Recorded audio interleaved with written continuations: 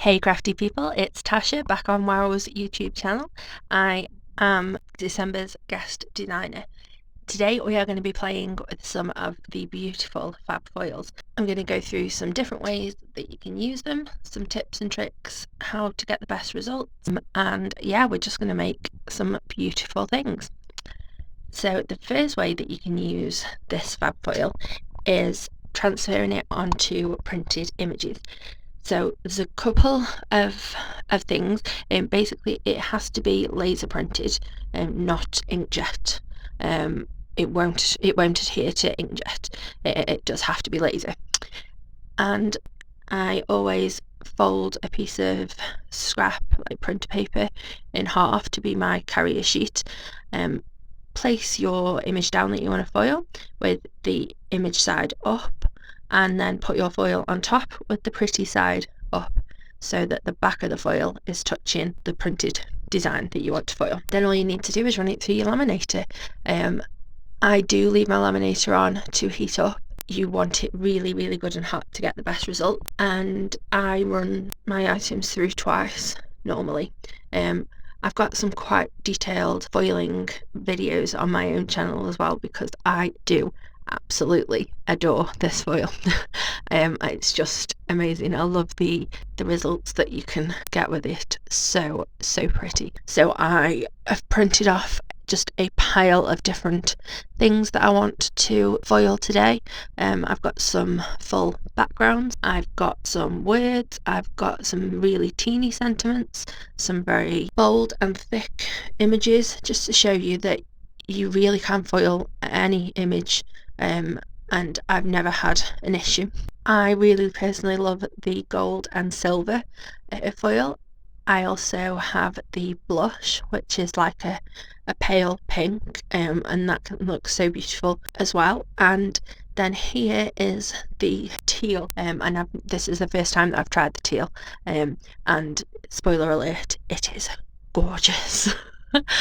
Absolutely gorgeous. So yeah, I'm just running quite a few of them through because I wanted to show you the different things that I foil, really, and that it really can be anything. So when I got a slimline card that had Christmas, Xmas written across it. So when I was putting that through, any long ones like that, I folded my printer paper the other way so that it was still going to fit, the slimline panel was still going to fit inside that carrier sheet, because I don't think that the heated elements inside would do too well touching straight onto the foil. So there we are, there's that Christmas one. I love the reveal, they're amazing. Here's the blush on some beautiful like floral background. That's from Angie Blum, I believe. The Xmas was a background pattern that I changed into Xmas myself. And then here we have some beautiful snowflakes in the teal. I just love it, love it, love it, love it. And then you get the negative as well. I never chuck them away. So the next type of foiling that we're going to do is with the bonding powder. Now, I haven't actually used that before, so this is my first time.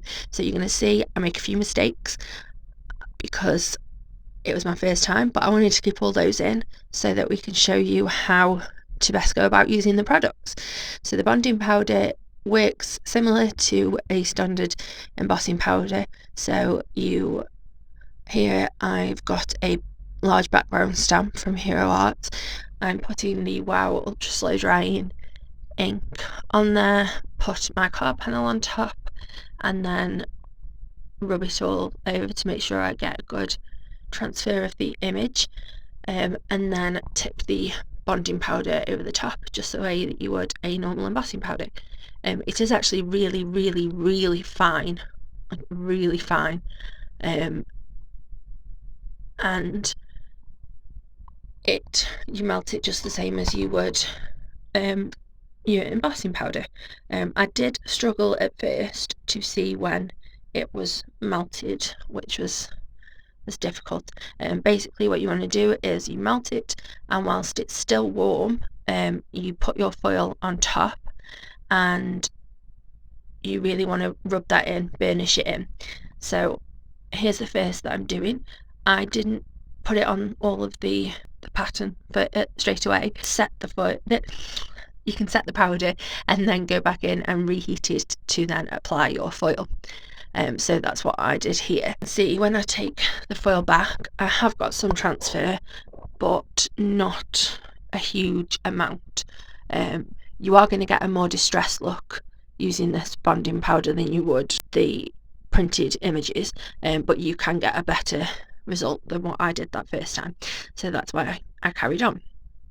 So I just reheated the powder again, including where I'd already got some foil adhered. Just be careful that you don't put it too close and heat for too long. Yeah, you don't want to burn that foil that you've already got on there. And you really do need to burnish it really well. I was pressing quite hard with that. Yeah, here I am pressing on much harder, and letting it dry, letting it cool a little bit before I pull back. So you can see I get a much better transfer there. I keep going until I have a distressed but beautiful pattern to work with. It just so happens that this month's challenge over at the Wow Facebook group is to do with foil. So I'd love it if you could, maybe you could make something and enter it into the challenge. That would be amazing. We'd all love that. So I will see you over there. I'll be entering some of my own projects as inspiration, and there's lots more beautiful inspiration from the design team as well. So next I grabbed out the Freestyle rollerball tool and the mixed media brush, because I want to see what sort of things we can do with those, what patterns. So grabbed a card panel, and these are all just A2 card panels that I have ready cut. Grabbed the rollerball and just swiped it from side to side, crisscross all the way down. Wasn't too careful about where I put it, wanted it to be quite random and distressed. Poured the bonding powder over the top, and you might be able to just catch what sort of a pattern we have going there.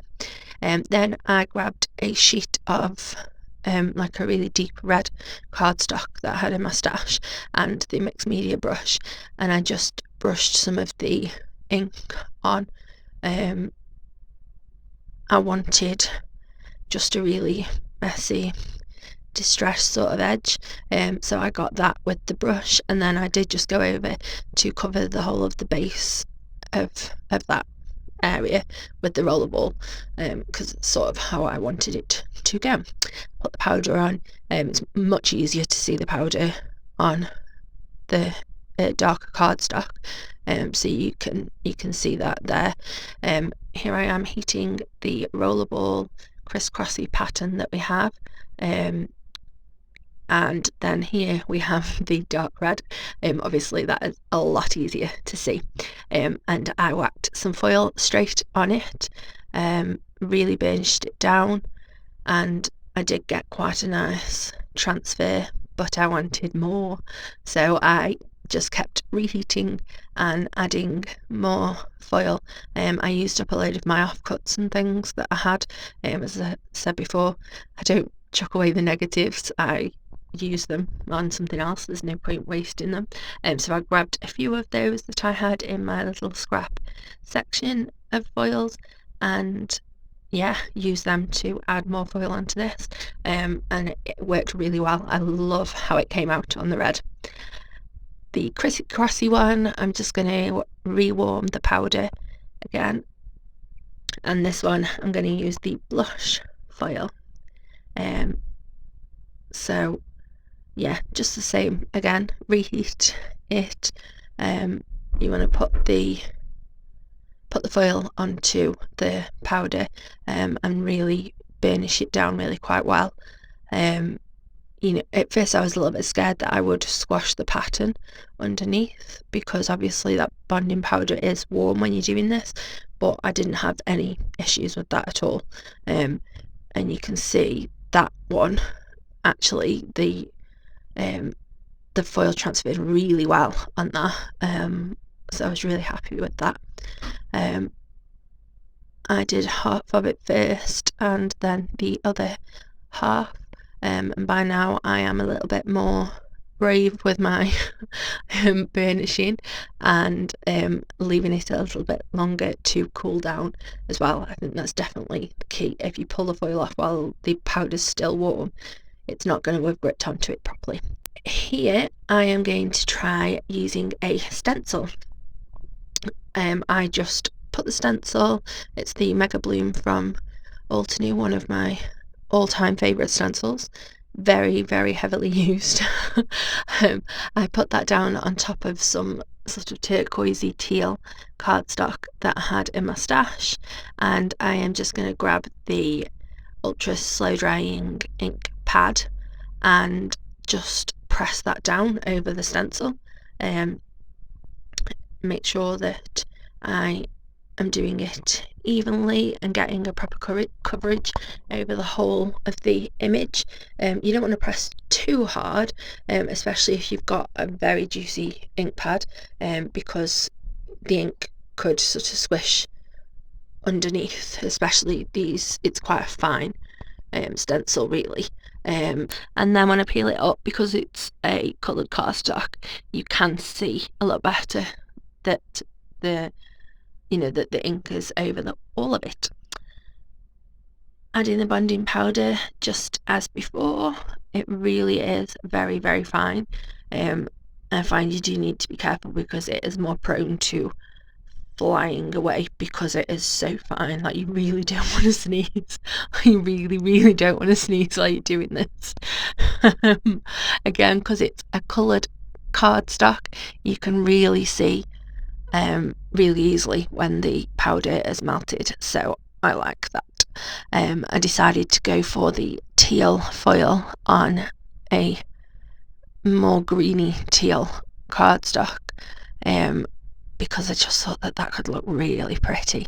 I melted it all, gave it a little bit more of a blast all over just to make sure that it was all still warm, and you can sort of see there where I'm pressing it down. I'm not wanting to touch it for too long because it is hot, so you do need to be careful. Please don't burn yourselves.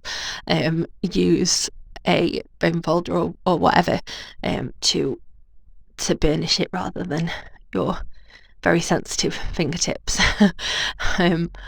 So when I peeled it back, I was quite happy with the coverage, but again, not 100%, so I just went through the process again, and I genuinely found no issues at all in doing that, and keep reheating it and adding more foil. So yeah, that's definitely a technique that is worth trying. As I said before, you are going to get a more distressed look doing it this way, but I kind of like that.